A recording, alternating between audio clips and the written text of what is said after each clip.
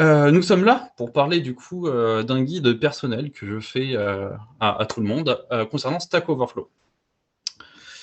Du coup, bonjour à tous. Donc, je suis développeur chez The Edge. Je copie du code professionnellement depuis une bonne dizaine d'années et occasionnellement, je contribue directement à Stack Overflow. Avant de réellement rentrer dans le sujet, je pars du principe que tout le monde ici est plus ou moins développeur, a une vague idée de ce que c'est que d'aller sur Stack Overflow, et en particulier ce que c'est que de copier-coller du code sur Stack Overflow. Vous avez déjà été sur Google, cherché un problème, et vous avez lurké et récupéré du coup du contenu sur cette plateforme géniale. Je suis le principe que vous connaissez déjà le site, mais je vais quand même revenir un peu dessus, et on va surtout orienter en fait ce meet-up sur la partie contribution réelle à Stack Overflow. Du coup, pour ceux qui ne savent pas trop, qu'est-ce que c'est que Stack Overflow? Alors, Stack Overflow, c'est un site qui date de 2008, qui fait partie en fait d'un network de sites qui s'appelle Stack Exchange, qui sont tous en fait plein de petites alternatives à Stack Overflow sur d'autres sujets. Donc, Stack Overflow, c'est orienté pour les programmeurs et sur les problèmes de code en particulier. Mais vous avez du coup un Stack Overflow de la cuisine qui s'appelle Cooking, vous avez un Stack Overflow du vélo, vous avez un Stack Overflow de la langue anglaise, un Stack Overflow de plein de choses. Donc vous avez des questions typiquement sur d'autres choses, vous pouvez les poser sur ces plateformes-là. Mais nous, on va vraiment s'intéresser à Stack Overflow. Maintenant, ce que je vais dire s'applique globalement à l'ensemble de la galaxie Stack Exchange. Stack Overflow, ils se présentent eux-mêmes, et là je reprends une slide qu'ils avaient dans leur elevator pitch de 2008, comme étant en fait un site, l'étoile, à mi-chemin entre un blog, un forum, un wiki, et une plateforme comme Digg ou Reddit. Alors si vous ne connaissez pas Digg, c'est normal, c'est une plateforme qui est un peu morte il y a quelques années. Mais vraiment l'idée c'est de se centrer là-dessus. En particulier, on pourrait dire en fait que Stack Overflow, c'est plus un Wikipédia ou un Reddit qu'un Facebook ou un Expert Exchange. C'est clairement pas un réseau social où on va cultiver du coup des contacts ou des choses comme ça. On est vraiment dans le but de créer du contenu. Alors, si vous ne connaissez pas Expert Exchange, un peu comme dit que c'est une plateforme qui est morte. Elle est morte, je dirais, en grande partie grâce à Stack Overflow. C'est une plateforme, c'est un forum. Alors, je ne sais plus si c'est du PHP de quoi, mais c'est un forum. Et sur ce forum-là, en fait, on payait l'entrée. Alors, c'était une dizaine de dollars pardon, par mois. Et vous alliez pouvoir accéder au contenu. C'est-à-dire qu'il y avait un paywall sur le site. Et si vous vouliez pouvoir contribuer avec les utilisateurs, il fallait payer. Du coup, tout est gratuit sur Stack Overflow, il n'y a pas de souci là-dessus. Donc vraiment, on est plus proche d'un Wikipédia ou qu'un Reddit. Pour illustrer ça, lorsque vous allez créer du contenu en fait sur Stack Overflow, c'est assez proche de créer une nouvelle page sur Wikipédia. Comme vous ne voudriez pas qu'il y ait en fait deux pages sur Johnny Hallyday, vous ne voulez pas qu'il y ait deux fois exactement la même chose sur Stack Overflow.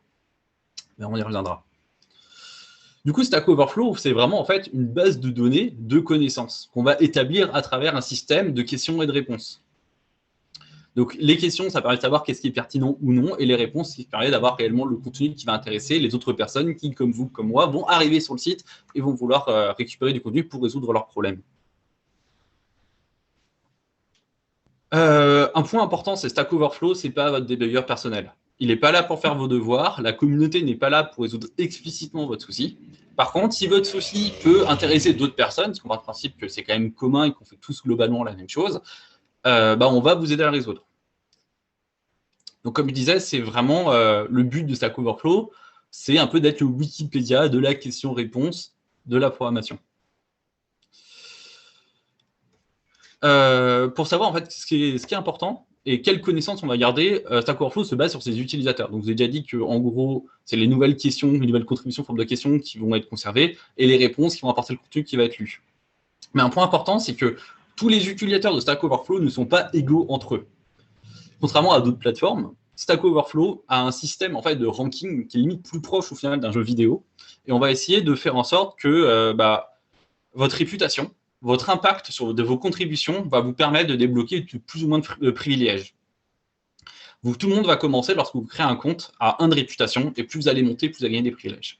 Du coup, qu'est-ce qu'on gagne lorsqu'on se fait un site comme privilège, lorsqu'on se fait un compte sur Stack Overflow? Alors, le premier, c'est quelque chose qui est relativement récent, mais très important, c'est que vous pouvez mettre un thème foncé. Parce que vous arrivez sur Stack Overflow, si vous créez un compte, vous avez accès en fait à vos préférences. Et déjà, truc de base qui est super important, du moins pour moi, alors je ne sais pas pour tout le monde, mais c'est de switcher votre thème vers du dark.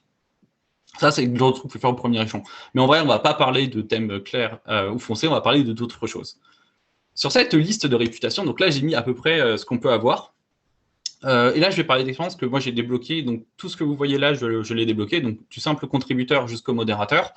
Et ça monte encore au-dessus, ça monte à 15 000. Je crois que le plus doit être à 20 000. Et à 20 000, vous débloquez les analytics, les Google Analytics du site que Stack Overflow donne à ses contributeurs les plus prolifiques. Mais du coup, on va commencer à regarder un peu cette échelle-là. Donc déjà, quand vous connectez, quand vous créez un compte, vous avez le droit de poster du contenu. C'est-à-dire vous avez le droit de poster des questions et de répondre à des questions d'autres gens. Lorsque vous allez poster ça, vous allez pouvoir gagner des réputations. Les gens vont trouver « Ah, cette question est super intéressante. Ah, tiens, je lui mets un upvote. » Le vote, ça va traduire par 5 points. Actuellement, vous allez débloquer un peu de contenu, vous allez pouvoir participer dans la partie méta. Donc, la partie méta, c'est quoi? Donc, meta.stackoverflow.com. Donc, chaque Stack Exchange a son propre méta. Et ça va être une partie où on va poser des questions sur la plateforme elle-même. C'est-à-dire qu'on ne va pas poser pourquoi ma fonction JavaScript ne marche pas. On va plutôt dire pourquoi Stack Overflow agit de la sorte. Est-ce que ce serait intéressant de faire des parties payantes en Stack Overflow? Est-ce que dans Stack Overflow, c'est normal qu'un contenu de la sorte soit modéré de telle façon? Ce genre de choses qu'on va retrouver dans Meta. Donc là, ça va être participer. On remonter des bugs aussi. À partir de 15 points de réputation, du coup, que vous avez gagné avec vos contributions, vous pouvez donc upvoter pour donner la réputation à d'autres gens ou downvoter. Downvoter, c'est plus loin, c'est à 125. À partir de 50 réputation, vous pouvez commenter, du coup, laisser demander des choses sous les posts, les questions, les réponses des gens. Les bounties, c'est des primes qu'on peut débloquer. C'est-à-dire que cette réputation que vous allez gagner, vous allez pouvoir la réinvestir et dire, voilà, je vais utiliser 50 de mes propres points et je vais les donner à la personne qui m'a répondu à cette question parce que franchement, sa réponse, elle déchire, elle a fait un énorme boulot. Moi, je lui donne des points. C'est une façon de se mettre en avant aussi. Il n'y a pas moyen d'acheter la réputation. Encore une fois, Stack Overflow, ce n'est pas un marché, on ne dépense pas d'argent dedans. Par contre, on peut contribuer. Les contributeurs sont récompensés de cette façon-là.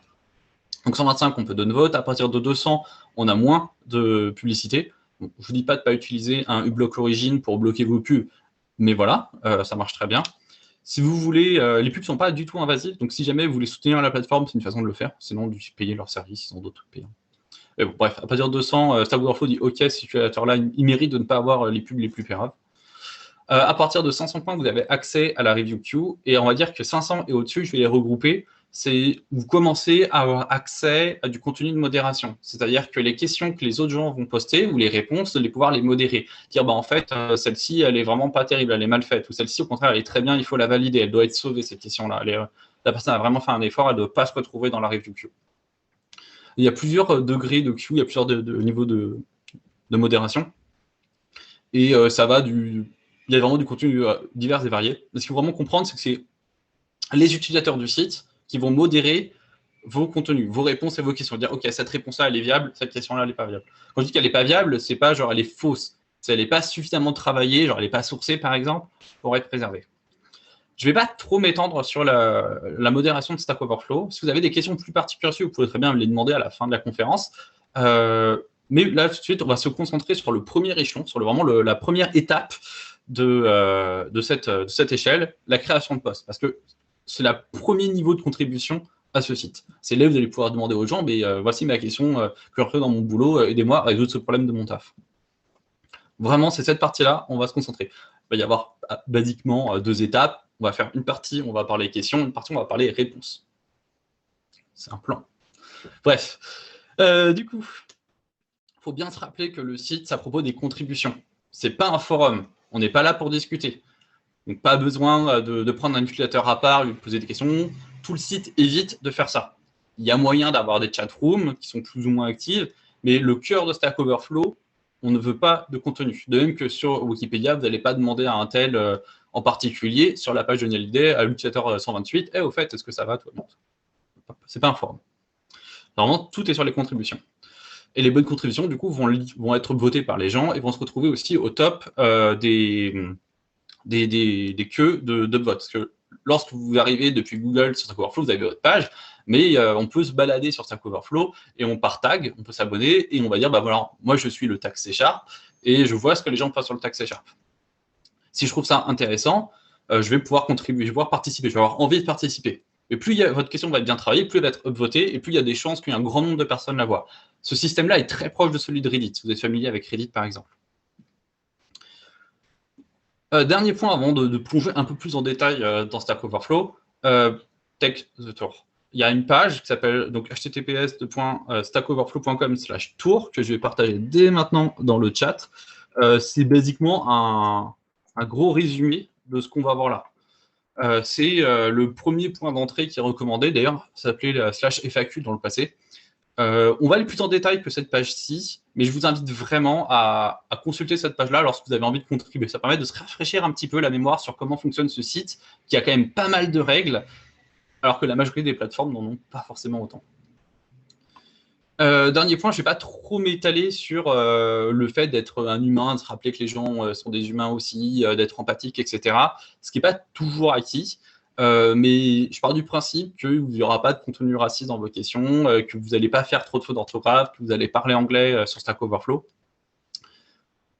Je considère que c'est acquis, je ne vais pas en rentrer là-dedans. C'est peut-être que ce serait nécessaire d'en parler, je ne sais pas, mais en tout cas, je ne vais pas m'étaler là-dessus.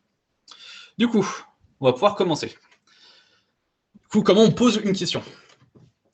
La première chose à faire, c'est de ne pas en poser. C'est d'aller chercher sur le net. Quand je dis chercher sur le net, vous avez un moteur de recherche dans Stack Overflow, il est globalement pas terrible. En tout cas, il est moins bien que votre moteur de recherche préféré, que ce soit DuckDuckGo, Quant ou un autre. N'hésitez pas à l'utiliser et faire votre recherche dessus. Et vous allez peut-être trouver sur des articles de blog, vous allez peut-être trouver sur des comptes Stack Overflow, d'autres réponses Stack Overflow. Cherchez. Un petit truc que je vous recommande, par contre, c'est de commencer dès maintenant, quand vous faites une recherche parce que vous avez un bug quelconque, à ouvrir un notepad, à ouvrir votre éditeur de texte préféré, et commencer à écrire dedans les liens, juste les liens que vous avez faits. Et avec une phrase, un titre, sur CSS Tricks, par exemple, j'ai essayé telle solution, mais ça n'a pas marché, ça marche, le mot-clé n'est peut-être pas le bon. Mais commencez à écrire ça. En gros, c'est garder un log un peu de votre recherche. Bon, vous avez beaucoup cherché en ligne, vous avez vraiment épluché tout le web, mais vous ne trouvez pas de contenu, en tout cas, qui vous ramène sur Stack Overflow, qui pourrait répondre à votre question. C'est-à-dire que peut-être que vous avez peut-être mal posé la question, je ne sais pas, mais en tout cas, la question que vous avez posée, a priori, n'existe pas dans Stack Overflow.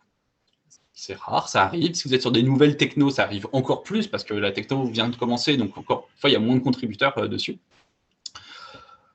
A priori, vous dites, c'est peut-être le bon moment de poser une question sur Stack Overflow. J'ai un problème, j'ai cherché en ligne, je n'ai pas trouvé. Stack Overflow ne m'aide pas. On va créer une question. Mais en fait, non, on ne va pas créer de question. La première chose à faire, c'est pas créer de question, c'est d'aller lire la doc.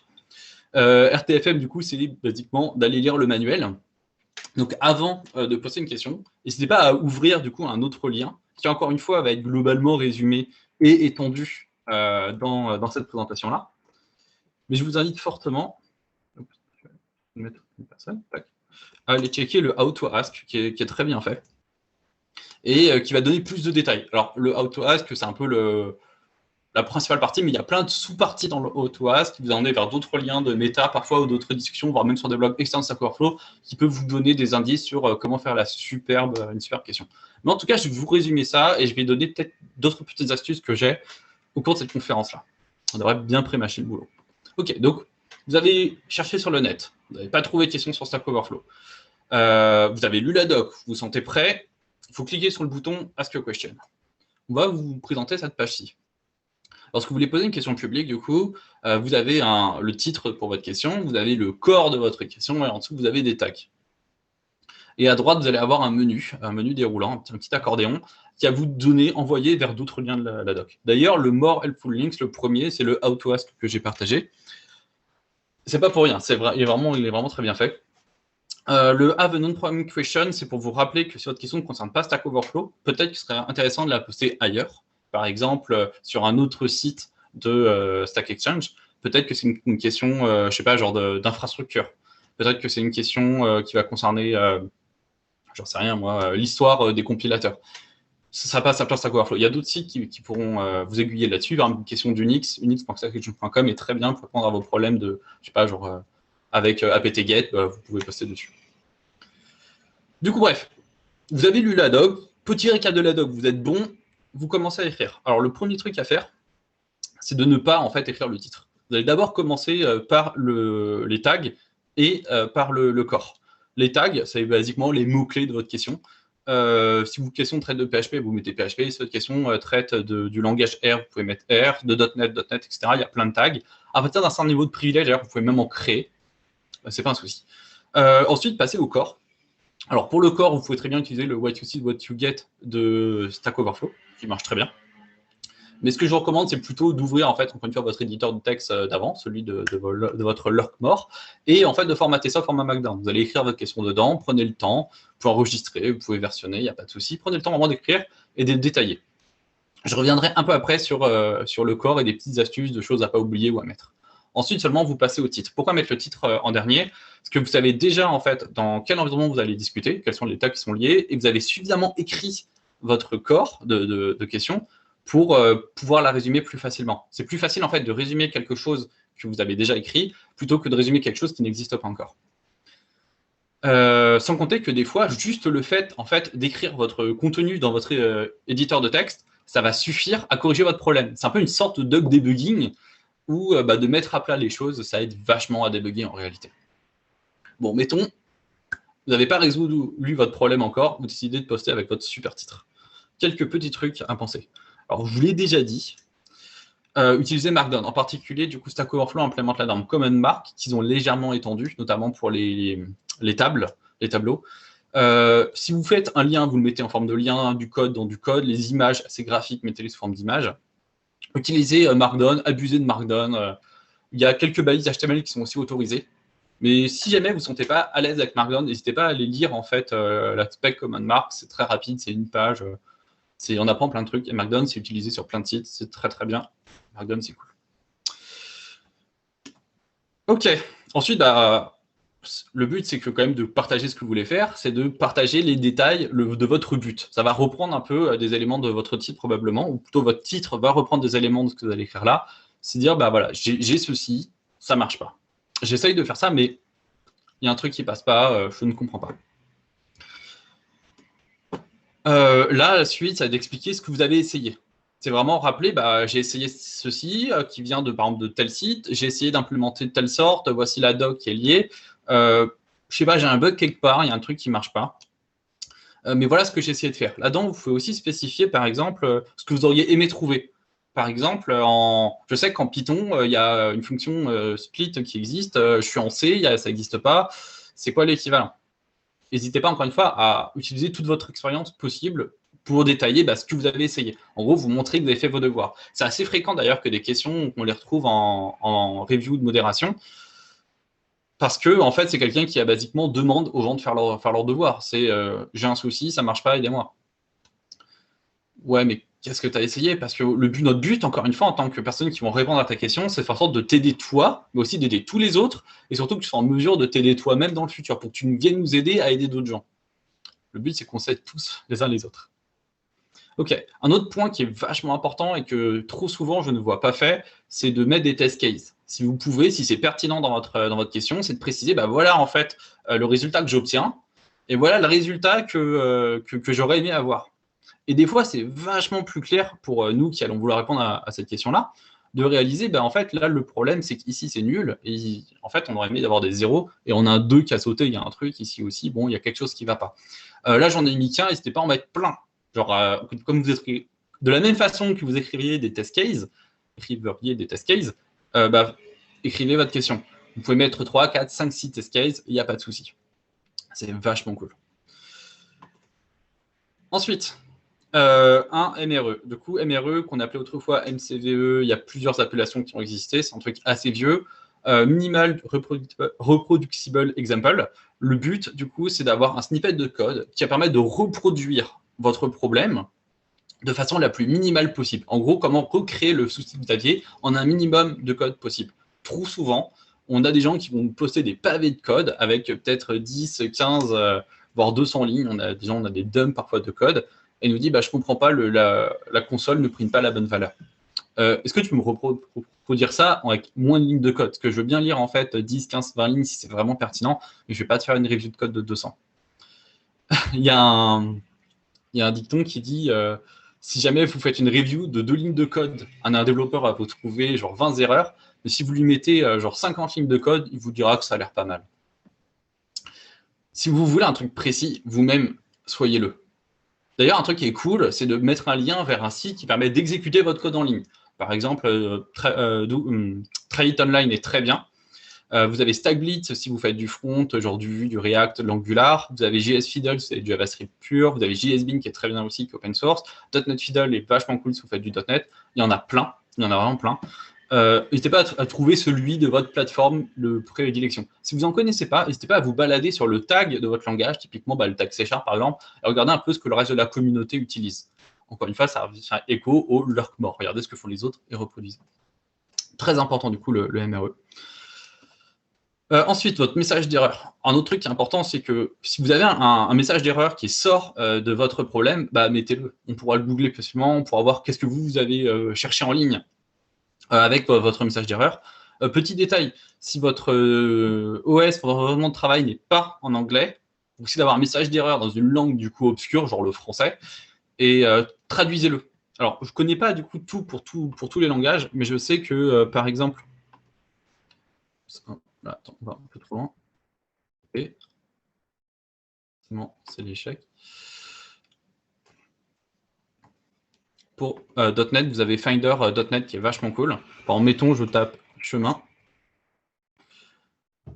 Et vous allez vous traduire, du coup, le chemin d'accès est introuvable. C'est quoi l'équivalent en anglais? D'ailleurs, à ce moment-là, n'hésitez pas à faire ça dès le début et à chercher dès le début votre erreur en anglais. Vous aurez beaucoup plus de contenu là-dessus.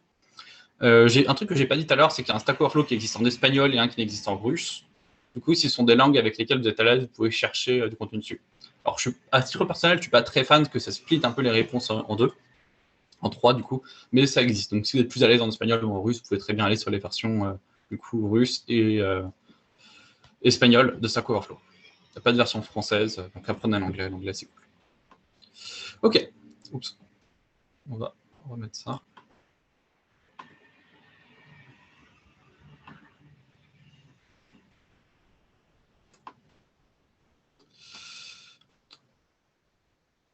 Ok. On va mettre en full screen. Très bien. Du coup, les erreurs importantes. Si jamais votre question contient quelque chose de graphique, ça peut être une interaction, ça peut être un graphique lui-même, un chart quelconque, un effet, mettez un screenshot. Un dessin, ça vaut 1000 lignes de code parfois, c'est beaucoup plus clair. Vous pouvez le faire avec Paint, vous pouvez le faire en papier pour une photo, ou faire un truc un peu plus classe, si vous avez trouvé un équivalent, par exemple, vous l'avez recréé en CSS par exemple, et vous posez la question en XAML. Très, très bonne chose à ajouter. Typiquement, là, c'est quelqu'un qui posait la question de comment on fait le blur sur son texte. C'est vachement plus clair quand on voit le blur qui va avec. Alors, je ne sais pas trop comment lui avait l'effet blur sans l'afficher. Je pense que ça va être une image sous Photoshop. Je ne sais pas. En tout cas, c'est vachement cool. Postez des screenshots, postez des screencasts, mettez des gifs. Les gifs supportés en Markdown avec le tag image, ça marche très bien. C'est vachement cool. Autre petit point, lorsque vous faites votre titre, inutile de mettre le tag dans votre titre, vu que la plupart des gens qui répondent aux questions cherchent par tag. En fait, on sait déjà, je suis sur le tag HTML, j'ai que du contenu de HTML. Pas besoin de dire que ta question porte sur HTML, je l'ai compris. Les cas où vous pouvez le mettre, c'est plus si c'est nécessaire dans votre question. Genre, si dans le titre de votre question, votre titre n'a pas de sens parce que vous êtes en train de déserialiser du JSON, vous avez mis le tag JSON, faut quand même préciser dans le titre que vous déserialisez vers du JSON.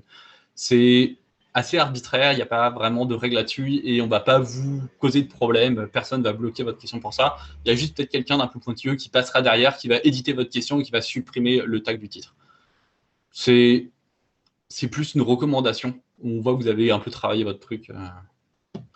Mais ouais, donc ne mettez pas vos tags dans votre titre. Ensuite, c'est essayer de garder votre question. Donc, ajoutez le plus de détails possible. Par contre, évitez de rajouter des choses qui ne seraient pas nécessaires réellement à la question, quelque chose qui serait externe et qui ne vont pas aider à la résolution de celle-ci.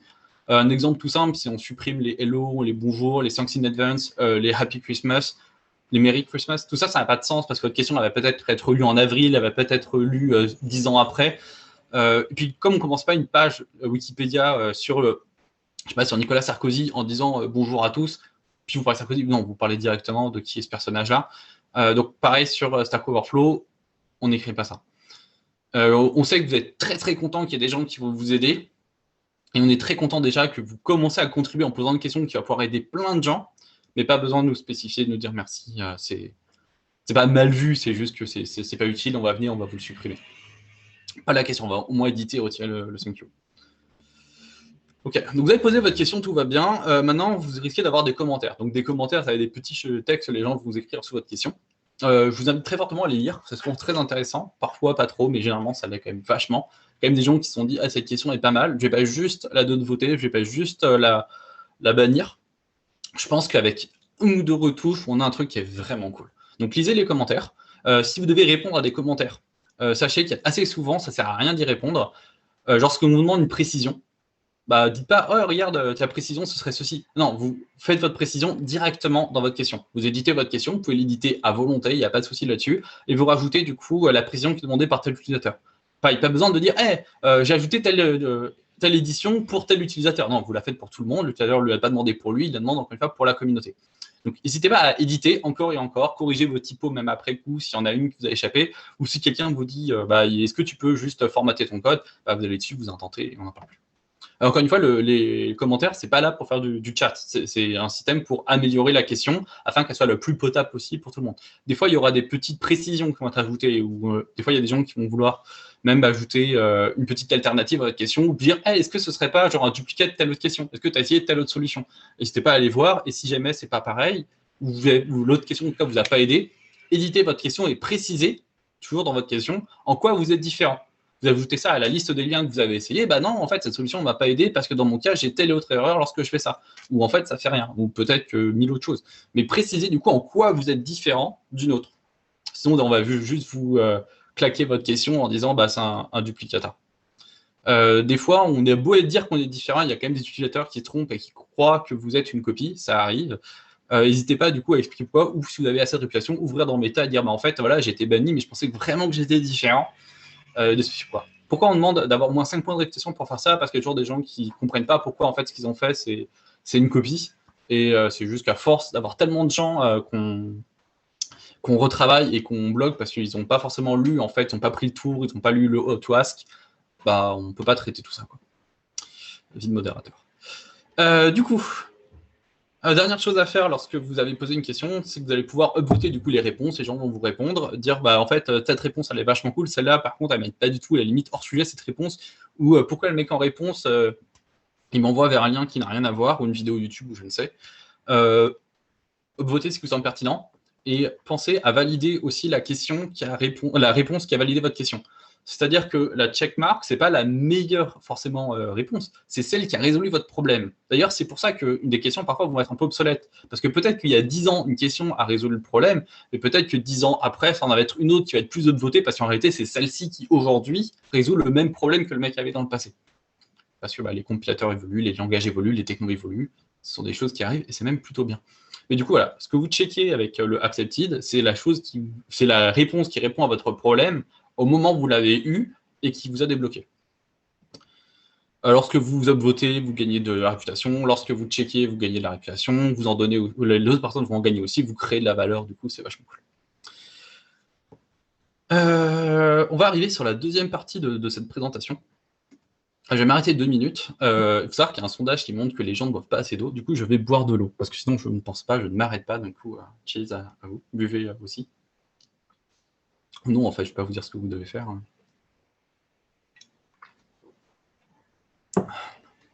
D'ailleurs, j'en profite pour dire que la prochaine conférence, ce sera le mardi 2 mars. Ce sera sur comment on fait pour intégrer du coup une nouvelle stack, toute shiny, toute belle, dans du code legacy. Ça devrait être en anglais cette fois normalement. Et voilà, donc prochaine conférence de mars, il y aura un lien, vous pouvez vous inscrire, tout ça.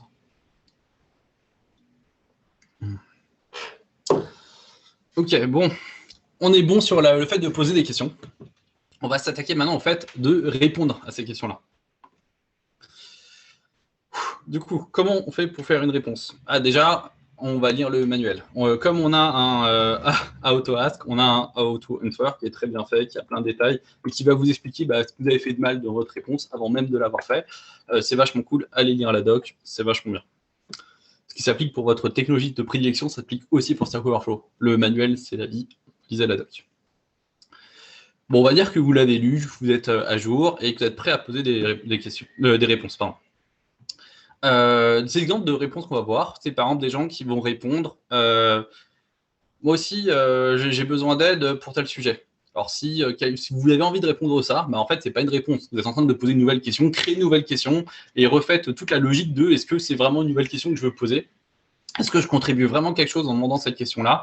Et n'hésitez pas, du coup, à créer une nouvelle question, parce que ça peut être vachement cool, ça peut être un nouveau problème, et à linker, du coup, la question qui vous a amené ici. Par exemple, des fois, je crée une nouvelle question en me disant, j'ai trouvé telle question qui n'était pas terrible, mais qui était intéressante, et ça pose une nouvelle question qui, s'il avait eu ce problème-là, qu'est-ce que ça aurait donné? Du coup, je crée ma nouvelle question, ça peut être très intéressant. Donc, une demande d'aide, c'est une question. Si vous créez une réponse pour dire moi aussi, j'ai le même problème. En fait, non, ça, c'est un upvote. Si vous avez le même problème que la personne qui a posé une question, allez le voter. C'est-à-dire que sa question est vachement cool. Vous êtes arrivé sur ce thread de Stack Overflow. Peut-être que vous arrivé ici 5 ans, 10 ans après que la personne ait posé sa question. Vous avez toujours le même problème. Votez. Ça va peut-être motiver plus de personnes à répondre. La question, elle peut avoir 5 ans, aucune réponse. Le voter, ça va la remettre à jour, en fait. On va pouvoir la retrouver dans les queues pour venir répondre. Donc, voter, c'est très bien. En plus, ça donne la réputation à la personne parce qu'elle a pris l'effort de poser une question qui est intéressante, ou du moins qui vous intéresse vous aujourd'hui. Du coup, rien que ça vaut le coup de l'encourager.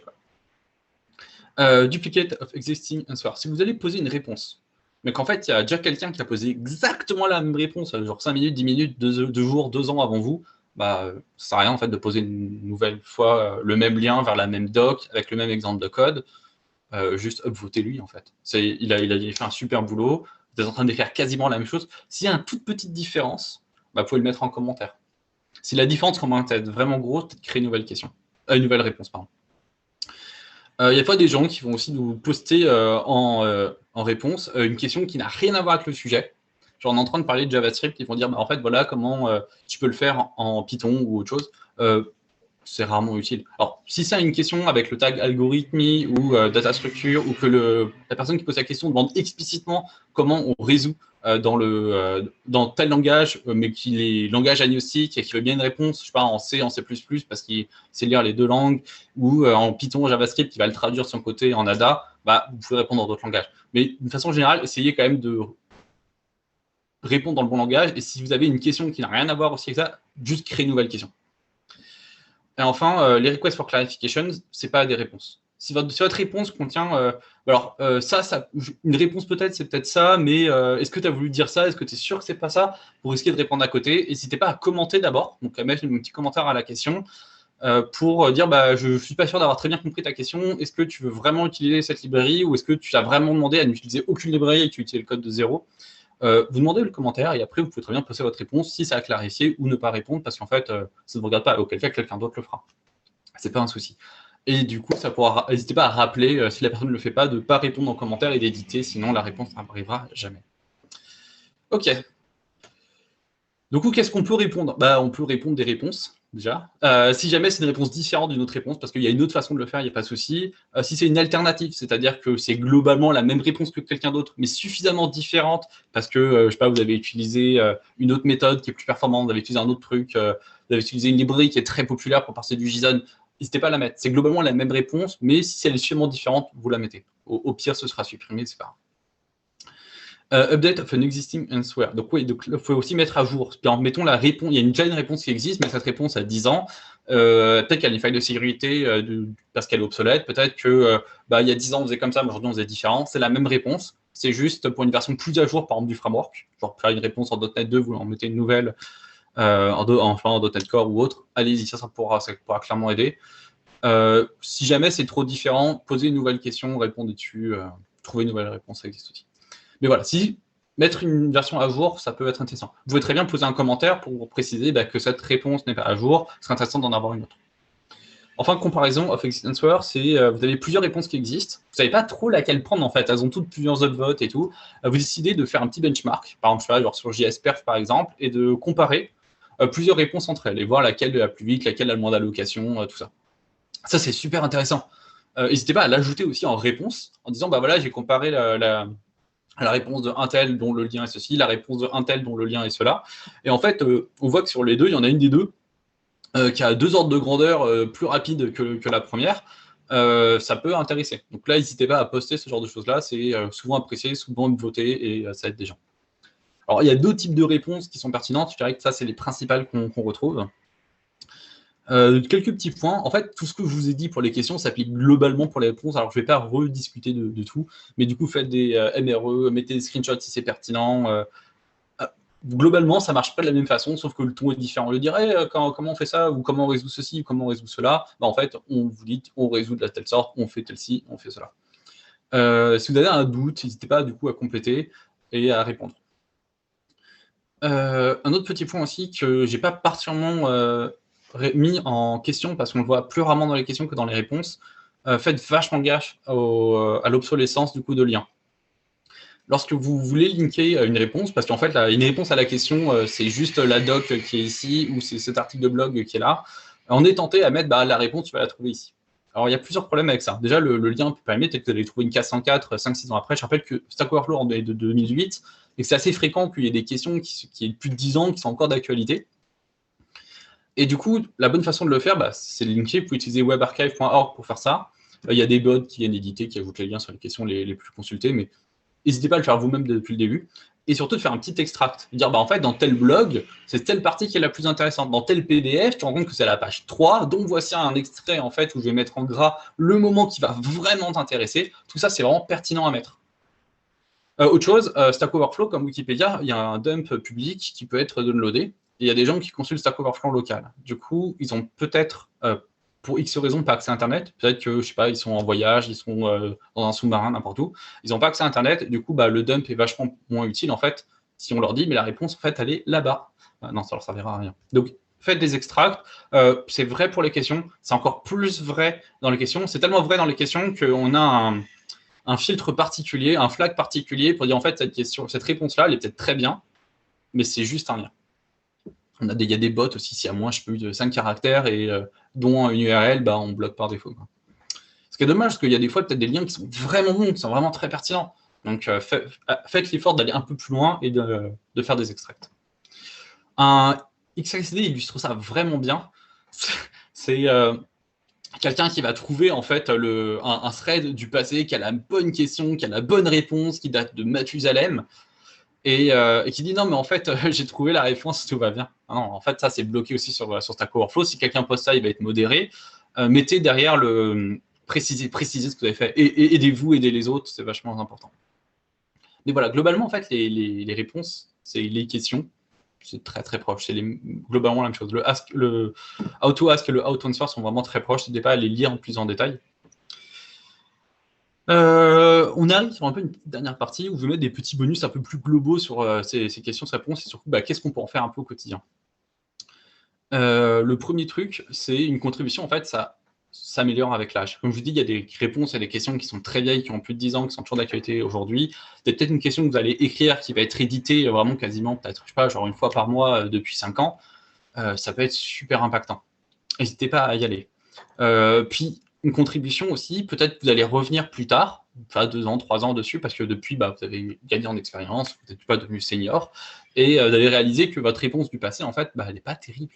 Peut-être qu'il manque telle ou telle information, vous vous êtes rendu compte avec le temps qu'en fait, c'est un truc super important que vous aviez oublié et que maintenant vous ajoutez.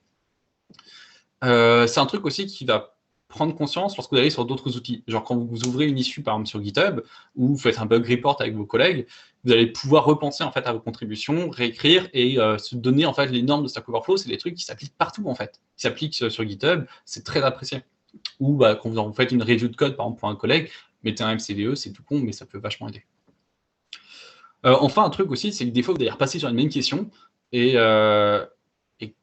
c'est vraiment merci mec d'avoir posté ton truc il y a 10 ans, tu m'aides vachement aujourd'hui. Quand vous êtes sur Stack Overflow, vous contribuez, vous faites vraiment partie en fait de toute une communauté de développeurs qui s'entraident. Alors que j'avais un sondage qui était passé, je ne sais plus sur quoi, je crois que c'était State of JS 2020, et c'était 93% des développeurs qui utilisent Stack Overflow. Ma première remarque, ça a été, mais en fait, les 7% restants, qu'est-ce qu'ils utilisent quoi. Genre, la doc, c'est vachement cool et tout, mais Stack Overflow, c'est vraiment genre plus poussé que de nombreuses docs que j'ai trouvées dans beaucoup de frameworks. En plus, parfois, les contributions que vous allez mettre, en fait, vous allez retomber dessus. Ça m'arrive assez fréquemment, d'ailleurs, de retrouver des liens Stack Overflow, je ne sais pas si ça vous arrive, qui sont déjà violets, en fait, que j'ai déjà visités. C'est juste que, vu que ces tags, en fait, m'avaient déjà marqué, je sais pas, il y a 3, 4 ans, 5 ans, je repense après au même tag pour répondre au même problème. Et je vais souvent, en fait, revenir sur ces mêmes questions. Du coup, s'il y a une de ces réponses, en fait, que j'utilise tout le temps, déjà, pensez à le voter, c'est cool. Et surtout, peut-être que cette réponse, maintenant, je connais bien le sujet, bien le scope, je vais peut-être l'améliorer, peut-être poser une nouvelle réponse qui m'aidera, moi, dans 5 ans. contribuer ça aussi, c'est une façon de faire un peu un notepad commun. D'ailleurs, là-dessus, il y a un truc qui est vachement cool que je vous ai pas dit et que j'ai caché volontairement dans le précédent screenshot, c'est le answer your own question, qui permet en fait de... vous allez trouver un cas où il n'y a pas la question qui est en ligne, mais vous avez à la fois la question et vous allez trouver la réponse par vous-même, et ça n'existe pas sur Stack Overflow. En fait, vous pouvez très bien cocher sur cette case, cette checkbox, et il va vous permettre de répondre à votre question que vous allez créer en même temps. Donc, vous posez à la fois la question et la réponse, et ça va pouvoir aider tout le monde. Ça, c'est vachement cool. C'est que des fois, vous allez, encore une fois, en mode debugging, vous écrivez votre réponse, votre question, et en écrivant la question, vous allez mieux comprendre, vous allez trouver la réponse. Bah, postez les deux. Peut-être que vous allez revenir 5 ans après et dire, bah, en fait, je sais où il y a la question, je sais où il y a la réponse, je peux la retrouver, c'est peut-être aider d'autres gens. C'est vachement cool. Il y a un autre truc d'ailleurs qui est assez cool avec ça, qu'on peut abuser, et que j'ai déjà fait plusieurs fois, et ça marche très bien, et qui n'est pas trop mis en avant pourtant dans Stack Overflow. C'est, mettons, votre question, c'est quoi le mieux entre la solution A et solution B? Bah, ça, c'est pas vraiment une question, en fait. Par contre, vous pouvez reformuler ça pour dire, bah, je ne sais pas comment faire ça, comment faire ceci. Et vous savez très bien qu'en vrai, la réponse, bah, c'est soit A, soit B. Vous ne savez pas laquelle est le mieux. Du coup, vous posez votre question. Vous pouvez très bien même créer un faux morceau de code qui est tout cassé volontairement, juste pour bien placer votre sujet. Ça va être mieux indexé plus tard. Et ensuite, bah, vous postez vos deux réponses. Vous postez, bah, voici la solution A qui peut résoudre ton problème, monsieur, et voici la solution B qui peut également résoudre ton problème. J'ai fait ça, par exemple, avec Angular, qui illustre un peu le truc. Je vais vous partager ça. C'est assez peu fait, en fait. Mais c'est parfaitement admis. Où j'avais un problème sur Angular, et je me demandais, en fait, bah, de ces trois façons-là, c'est quoi la bonne? Qu'en pense la communauté? Et du coup, bah, j'ai posté tout, les gens ont voté, et ça m'a donné une idée à l'époque. Vous pouvez faire ça avec plein de trucs. Je sais que j'ai une question où j'ai... alors, c'est pas sur Stack Overflow, c'est sur une autre partie de Stack Exchange, où j'ai une question et j'ai posté, je sais pas, une douzaine de réponses à cette question-là, avec toutes les variantes en fait possibles qu'on peut faire. C'est super cool. Il y a d'autres gens même qui en ont rajouté. Et ça, c'est un point qui est assez important. C'est la loi de Cunningham. Donc, la loi de Cunningham, je ne sais pas si vous la connaissez, c'est le meilleur moyen d'obtenir une bonne réponse sur Internet. C'est pas de poser une question, mais c'est de poser la mauvaise réponse. Des fois, vous allez poser votre question, vous allez poser votre réponse en disant, bah, en fait, ça, c'est plutôt une bonne réponse. Et il y a quelqu'un qui va venir derrière et dire, mais en fait, non, il y a encore mieux, on peut faire encore mieux. Alors là, vous avez d'autres réponses qui existent, elles sont pas trop mal, mais voici une vachement plus performante. Ou alors, bah, l'autre réponse, en fait, elle est en train de tout redévelopper, mais il y a un built-in qui existe dans ce langage-là. Il existe une librairie qui est très fusée, qui va faire exactement ce que tu veux. La personne va le répondre. Et ça marche vachement sur Stack Overflow. Et du coup, avec le système de questions-réponses direct, vous pouvez le trigger, le déclencher assez facilement. D'ailleurs, petit caveat, en fait, cette loi n'est pas de Cunningham. Il a débunké ce truc-là il y a quelques années, mais bon, la loi porte toujours son nom, ce qui fait que la loi, d'ailleurs, se vérifie elle-même, ce qui est assez intéressant. Autre chose que vous pouvez faire, en fait, avec votre premier point de réputation, c'est créer des tags. Des tags. Si vous avez quelqu'un qui a plus de tags, c'est participer à des tags donnés, vous voulez suivre ces tags-là. Un exemple là-dessus, c'est, alors Microsoft fait énormément ça, mais il y a d'autres entreprises qui le font, c'est qu'ils vont créer en fait un tag, ils vont avoir un développeur qui a un peu de points, il va créer le tag Azure DevOps, et en fait ils vont le suivre. Et ça va être leur système en fait de questions-réponses, de debugging pour leurs clients ou autres, ils vont les envoyer sur Stack Overflow. Ils savent que la personne va subir entre guillemets la modération de Stack Overflow pour avoir une question de bonne qualité, et ils vont répondre dessus. C'est pour ça que le tag Azure DevOps est essentiellement suivi par des gens de Microsoft et essentiellement en fait répondu par des gens de Microsoft. Du coup, si au hasard, dans votre entreprise, vous avez une API par exemple publique ou qui est utilisée par des clients qui peuvent payer, etc., bah, vous pouvez très bien créer un tag autour de ce problème-là. Je sais pas moi, genre votre hub API au hasard, et les gens vont venir contribuer, poser des questions sur votre API dessus, etc. Ou votre mail API, n'importe quoi. Donc ça peut être aussi vachement cool à faire dans un univers, on va dire, plus pro de Stack Overflow. Il y a plein de façons, encore une fois, d'utiliser Stack Overflow. Vous avez des pages wiki à proprement parler. Vous avez des... Comment ça fait? Vous avez des wiki réponses. En gros, vous avez une réponse, vous pouvez la passer en wiki pour que n'importe qui, même s'il n'a pas assez de réputation, puisse venir éditer la réponse. Je suis allé un peu vite là-dessus parce que ce n'est pas l'usage principal des gens. C'est assez minoritaire, mais ça existe. Donc, n'hésitez pas à regarder ce qu'on peut faire. Une fois que vous aurez un compte, vous allez accéder à plein de choses. C'est assez cool. Dans les trucs qui ne sont pas trop connus non plus, c'est est-ce que vous saviez que Stack Overflow avait une homepage? Ça, je trouve ça très rigolo parce qu'en fait, cette homepage, quasiment personne ne la voit jamais. La plupart des gens, ils viennent en fait depuis leur moteur de recherche. Ils arrivent directement en fait sur la question, la réponse, ils font leur truc, ils copient, ils partent. La plupart des gens qui répondent à des questions, du coup, voient en fait les actualités, voient les nouvelles questions qui sont posées, bon, et vous répondent sur les tags qui suivent. En fait, personne ne trouve cette page. Du coup, je trouve ça assez intéressant pour la signaler. Finalement, intéressant que j'ai envie d'en dire une autre. Est-ce que vous saviez qu'il y avait un concurrent à Stack Overflow qui, lui, est fausse, du coup, open source? est libre. Et contrairement à Stack Overflow, du coup, qui est créé et géré par qui est géré en ce moment par la communauté, mais derrière, c'est une entreprise qui a du coup son propre agenda, ses propres volontés, etc. Et qui parfois va peut-être faire des bans qui sont un peu arbitraires, des choses du genre. Du coup, Codidact est une version qui est complètement gérée par la communauté, où on vote en fait pour ce qui est admis, ce qui est autorisé, pour les règles, etc. C'est vachement friendly. C'est encore assez vide aujourd'hui. Peut-être que dans 5, 10 ans, 15 ans, 20 ans, il y aura plus de contenu dessus, ou plus gros, je ne sais pas. En tout cas, ça existe, et je trouve ça cool de le noter. Pour conclure un peu cette conférence, c'est lisez la doc, faites le tour, vraiment, allez-y. Stack Overflow, ça peut être vachement cool, vous pouvez avoir un problème pro, le poser dessus, les gens vont vous le débugger gratuitement, vont vous le débloquer, parce que le deal, c'est vous contribuer, vous faites l'effort de contribuer, et nous, on fait l'effort de répondre, parce qu'on sait que ça aide tout le monde. C'est très altruiste. Ça peut être, vous voulez suivre des tags pro, vous voulez vous améliorer, vous même gagner en connaissance, parce qu'à force de creuser sur des questions, on se dit, est-ce que je suis capable de répondre à ça? Est-ce que je suis capable de les écrire? Ça peut vous aider au quotidien lorsque vous allez faire des reviews sur GitHub, poser des issues sur GitLab, lorsque vous allez travailler avec vos collègues et de poser une question sur comment on fait ci, comment on fait ça, préciser ce que vous avez essayé. Ça peut vachement vous aider sur à quel moment j'ai pensé à un truc en fait qui n'était pas le bon et comment je peux améliorer ma porte, comment je peux améliorer mes mots-clés. Peut-être que vous venez d'un langage qui utilise le mot, mettons, map, et que dans le nouveau langage que vous apprenez, on utilise dictionnaire, et ça porte confusion, vous ne savez pas trop où il en est. Et c'est des choses qui sont vachement intéressantes à retrouver, en fait, et que se confronter, en fait, aux communautés des différents langages, c'est super important et super intéressant. Maintenant, il faut se rappeler aussi que Stack Overflow, c'est géré essentiellement par la communauté, et du coup, c'est un peu à la hauteur du tag que vous allez suivre. Vous avez des tags, par exemple, le tag F# qui contient des développeurs qui sont souvent un peu plus avancés avec des questions qui sont plus travaillées et qui est aussi moins suivies. La communauté F# étant plus petite, par exemple, que la communauté Python, où il y a beaucoup de nouveaux développeurs qui contribuent et du coup, les questions sont aussi beaucoup plus accessibles. Enfin, voilà.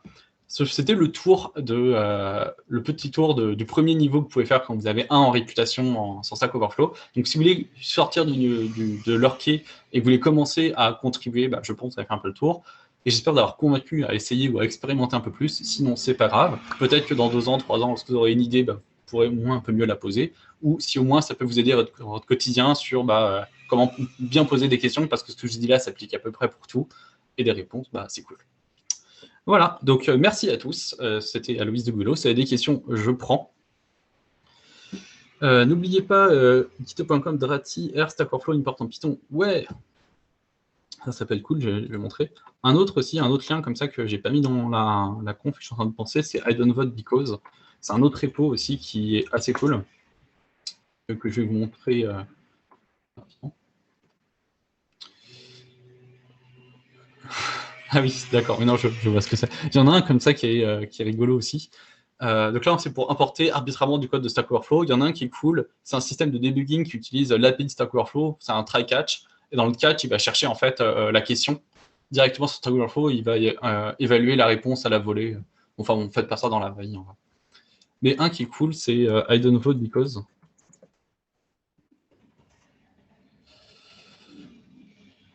C'est pas ça. Forcément, je suis pas sur mon explorateur habituel. Pardon, je peux avoir mon avis, mon moteur de recherche habituel. Forcément, je ne le retrouve pas, je vais le chercher de mon côté et je vous l'affiche. Et voilà, si vous avez d'autres questions, n'hésitez pas à les poster. Je vois 6 nouveaux messages. Alors, quel un échange chez DH qui t'a servi pour créer avec DH. Typiquement, il y a des questions de DH des problèmes que j'ai eu au quotidien dans mon boulot que j'ai posté dessus en fait, et c'est des gens de la communauté qui m'ont répondu. Si vous regardez un peu mon historique de questions, vous allez les retrouver. Je vois le code, bien sûr, j'ai fait en sorte d'avoir rien de métier, rien de pro, et dans mon MRE de cleaner tous les noms de variables qui pourraient, que le code appartient à l'entreprise. Tu vas poster ça en ligne. Il y a des gens qui le font, le faites pas. Il y a des gens qui postent le numéro de téléphone, des gens qui mettent, je sais pas, des trucs improbables. Mais ouais, le code privé, c'est privé, gardez-le. Essayez de le simplifier et surtout d'isoler tous les composants en fait, qui appartiennent à votre entreprise et de poser votre question là-dessus. SO pour Team. SO pour Team peut être un bon outil pour une boîte comme DH. Alors, SO pour Team, en gros, c'est une sorte de Stack Overflow pro. Vous allez pouvoir poser des questions qui vont être privées, c'est-à-dire qu'elles ne vont pas arriver en fait, dans la partie publique de Stack Overflow. Donc, vous pouvez accéder à Stack Overflow, vous utilisez vos comptes avec le Stack Overflow, mais c'est plus du B2B. C'est assez cool. Je ne l'ai jamais essayé, jamais une entreprise qui a contribué à ça. En fait, ce serait le but de Stack Overflow et pourquoi c'est pertinent, c'est parce que c'est communautaire et qu'il y a plein de gens dessus. C'est-à-dire qu'il y avait vraiment beaucoup de gens, je crois qu'il y a une nouvelle réponse toutes les 5 minutes ou toutes les 5 secondes, je ne sais plus, mais c'est assez démentiel. Si vous faites sur quelque chose d'entreprise, vous avez un avantage, c'est que c'est privé. Par contre, vous avez un inconvénient, c'est que vous vous excluez de tous les développeurs qui sont prêts en fait à donner du temps pour répondre à votre question, pour aider l'ensemble de la communauté de développeurs. Maintenant, il y a un truc qui est cool, c'est que quand vous prenez le temps de poser une question et d'écrire une réponse, ça fait office de doc un peu. C'est-à-dire que vous pouvez toujours prendre ce thread QA en interne, le passer quelqu'un en interne, ce qui peut aider. Du coup, j'ai un avis pas tranché. Je pense qu'il faudrait expérimenter. Je ne l'ai pas fait. Je ne vais pas du coup le survendre, mais je vous dis d'aller regarder, pourquoi pas essayer. Je suis sûr que les vendeurs de Stack Overflow, ils ont une partie peut-être démo pendant un mois, je ne sais pas. Ah, regardez, je ne sais pas.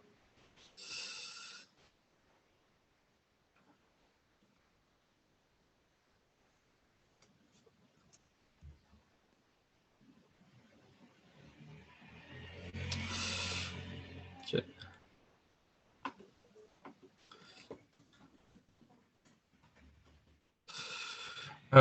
Si jamais vous avez des questions sur comment marche la modération Stack Overflow et vous voulez que je vous montre en fait l'exemple de queue de review qu'on a, il n'y a pas de souci, vous pouvez me piller par contre en off. C'est vu que c'est des vrais gens qu'on modère, qui ont des vraies questions, qui posent des vrais trucs. Je le ferai pas là. N'hésitez pas du coup à me pinguer si vous êtes curieux de voir comment marche un peu l'envers du décor. Je le ferai volontiers.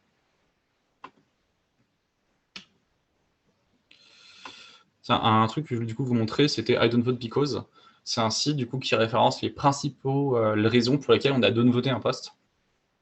Du coup, par exemple, je sais pas, genre le code a été posté sur d'image. Non, le code en Markdown, ça se fait entre des balistiques ou indenté de 4 espaces. Il y a plein de façons d'indenter du code. Ça. Ou alors, il n'y a pas de MCVE, c'est l'exemple des MRE. Je peux downvoter parce qu'il n'y en a pas. Honnêtement, la personne ne fait pas d'effort. On downvote. Si vous êtes downvoté, vous perdez de la réputation. Vous en perdez 2 par downvote et vous gagnez 5 par upvote, je crois. Donc en vrai, vous avez tout intérêt à contribuer. C'est vachement. C'est plus simple de gagner de la réputation que d'en perdre. Ça, c'est rare qu'on en perde. Surtout que quand on downvote un poste, nous-mêmes, on perd de la réputation. Du coup, c'est vraiment genre lui, il met en danger la communauté avec son truc. Je downvote, mais je suis prêt à prendre sur moi, ou du moins sur mon compte, pour noter la personne. C'est pas aussi simple, par exemple, que je sais pas, genre sur Reddit, où il n'y a pas d'impact. Il y a des jobs ouverts chez The Edge, vous pouvez les regarder sur notre site Welcome to Jungle, on a une entrée dessus, si vous êtes intéressé, n'hésitez pas. Mais en tout cas, ce sera la fin de cette présentation. Ouais, on l'a fait en pile 1 heure. Si vous avez d'autres questions, de toute façon, on peut toujours me les envoyer en privé ou les poster après sur le mur de Meetup, on les lit. Ça nous parviendra, il n'y a pas de souci, on checkera ça. Sur ce, merci à tous et n'oubliez pas, donc le 2 mars, la prochaine, si ça vous intéresse, on va parler du coup nouvelle stack et code legacy, ça peut être assez cool. Voilà, ciao à tous.